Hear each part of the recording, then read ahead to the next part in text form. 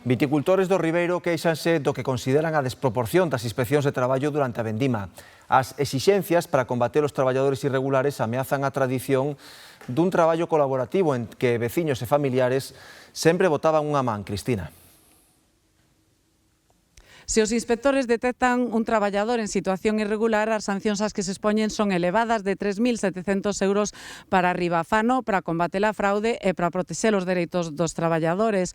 O problema é, como dicías, cando se trata dun veciño, dun cuñado, dun amigo, porque hai que demostralo con papéis, certificado de convivencia, empadronamento, e iso a veces é difícil de demostrar. Históricamente, a vendima, como a colleita da pataca e outros traballos agrícolas temporais, facíase de xeito comunitario. Familiares e veciños xuntábanse e vivíano como unha festa de entrada no outono.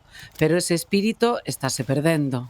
Ora é máis complicado porque pode ser inspeccións, porque veñen e se collen a xente sen asegurar, pois as sancións hai que son moi grandes. Entonces, pois bueno, a xente ten moito medo. Home, claro, temos preocupación porque se veñen non pode andar un familiar, non pode andar un amigo.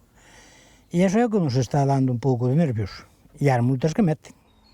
Son moi altas. Moi altas. Fálase de 6.000 euros por persona. E se é sobre todo unha persona xubilada, que é a maior parte da xente que hai agora, pois entonces a eso se que llevan a pensión. Entonces a xente non quere arriesgarse. Esta semana ten habido inspeccións a diario, algunhas con drons e asistidas pola Garda Civil. Cada vez hai máis inspeccións, cada vez hai máis control, e fora de familiares de primer grado prácticamente é moi difícil poder traer a alguén sin asegurar. A maioría dos viticultores están asegurando xente, pero hai que reconocer que tamén é moi difícil encontrar xente para traballar no campo. O que di a norma, o Estatuto dos Traballadores, é que os traballos familiares quedan excluídos desta lei e tamén os que se realizan, di textualmente, a título de amizade, benevolencia ou boa vecindade. Yo podo ser moi amigo de un viticultor del Ribeiro, pero se estoy empadronado en Ourense, yo ya no puedo demostrar vecindad. Y ¿cómo demuestro con documentación unha relación de amistad? Es complicado. Queda moito na mão do inspector.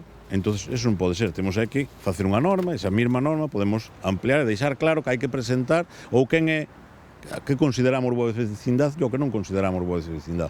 Por eso vamos a pedir unha reunión con Dirección Provincial de Inspección, pues para que haya alguna manera de demostrar que aí non hai unha relación laboral encubierta. Piden que se relaxe a carga burocrática duns traballos que son esporádicos, de curta duración e con dificultades para atopar traballadores.